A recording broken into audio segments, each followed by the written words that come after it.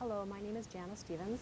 I'm the superintendent in the School District of Superior, and I want to welcome you for joining me here today on the district.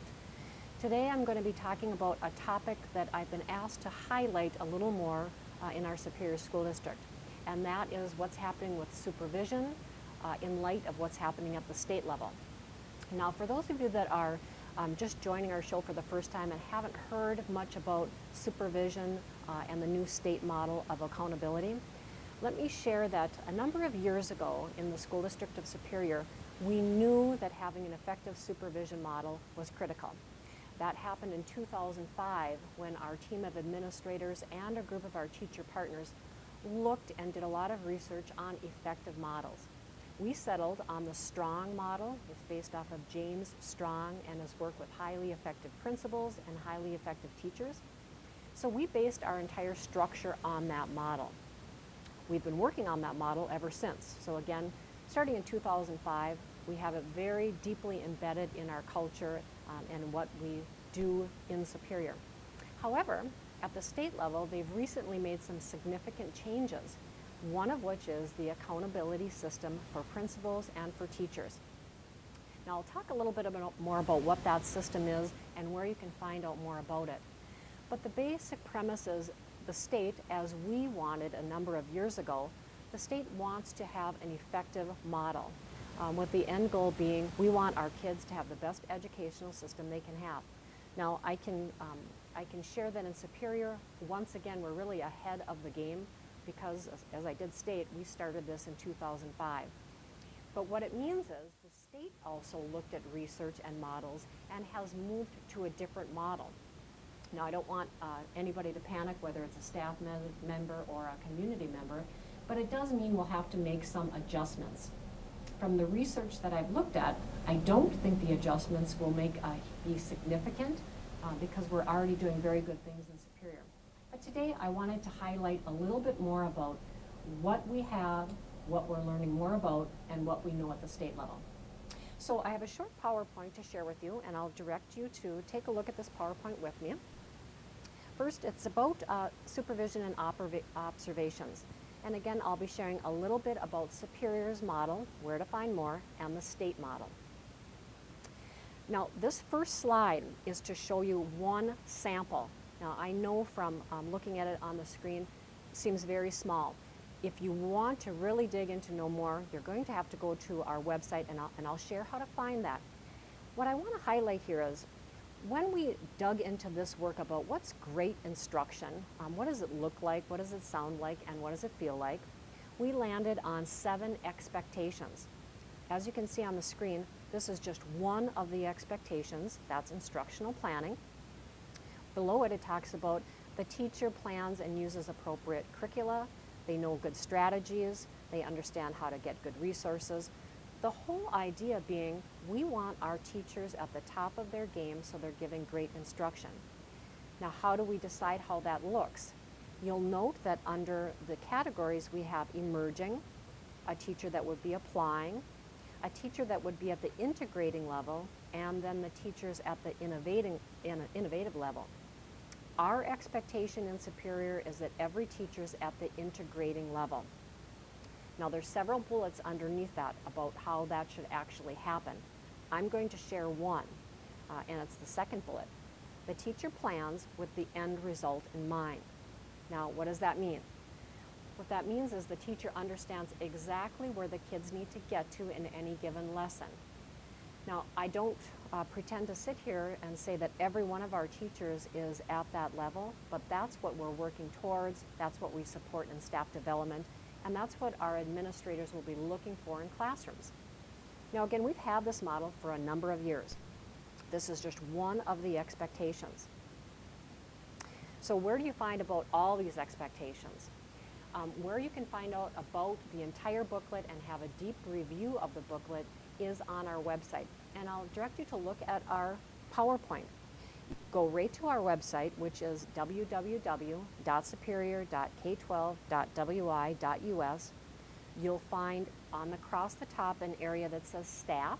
You'll go to staff, then go right down to teacher supervision. Now, what you're going to find at that site is a document that's very comprehensive. It not only has our 7 expectations, it has a variety of surveys that we have. It has a variety of ideas for how teachers can grow and get better, how they can collect artifacts to know if they're getting better, some self-assessments. It's a very comprehensive piece. However, what we found in Superior is that itself wasn't deep enough.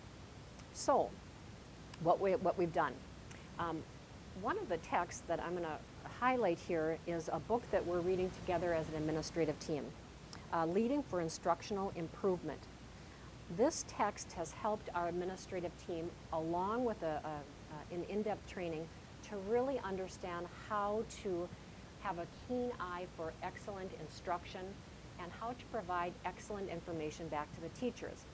Now, I'll draw your attention to the PowerPoint as just one quote. The book is written by Fink and Marquardt, and you can see this superintendent's perspective, that it provides a deep and thoughtful look at how the issue of expertise is cultivated in the complex world of teaching, learning, and instructional leadership.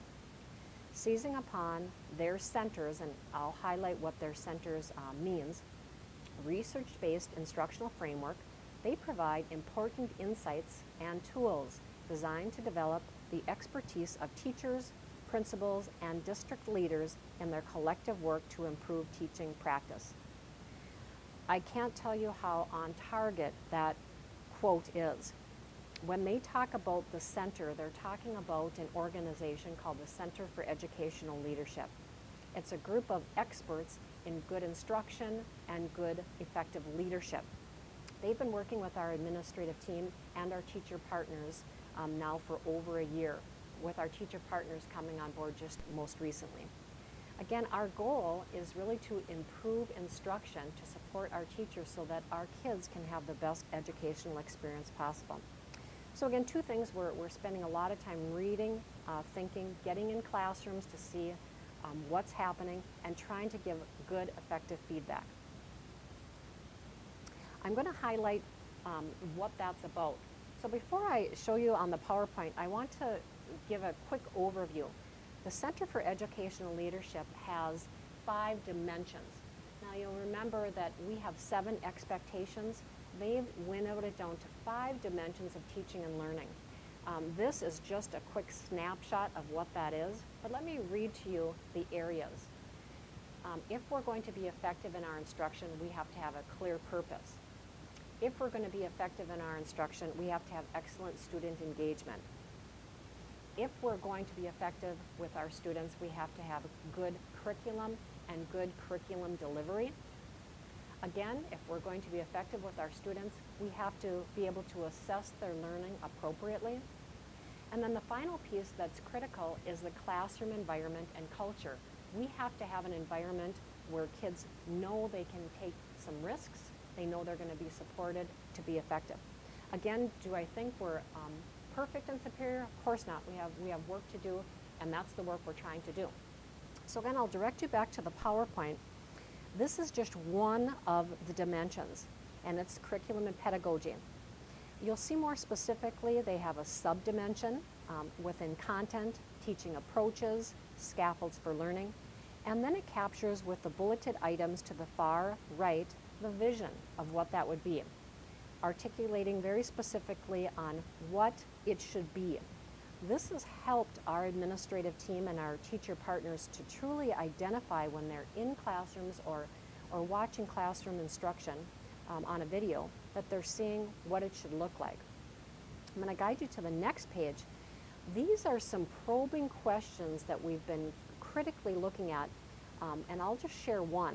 Within curriculum and pedagogy, we might be asking the teacher, what does the instruction reveal about the teacher's understanding of how students learn, their habits of thinking and content knowledge? Now that's just one of the questions we might be asking our teachers. What's the purpose in asking those? It's to force our teachers to really be reflective and think about, what am I doing? Why am I doing it? Am I on the right track? And what changes might I need to make? Or what support might I need? So again, I'm going to go back just to show one area that we're learning more about is curriculum and pedagogy. Pedagogy meaning how you deliver instruction. And the second is the questions that we can ask our instructors to really probe them to think deeper about what they're doing.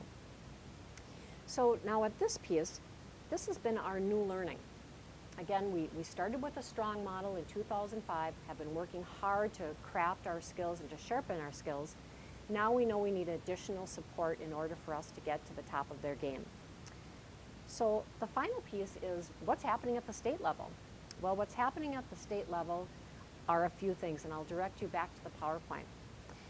Our new state level accountability system will have 50% is student performance, 50% is classroom planning and professionalism. Now, where can you go to find out more about this new process that has not been revealed yet? You can find out a little more at the website that I have on the screen, and that is dpi.wi.gov. That'll give you much more information.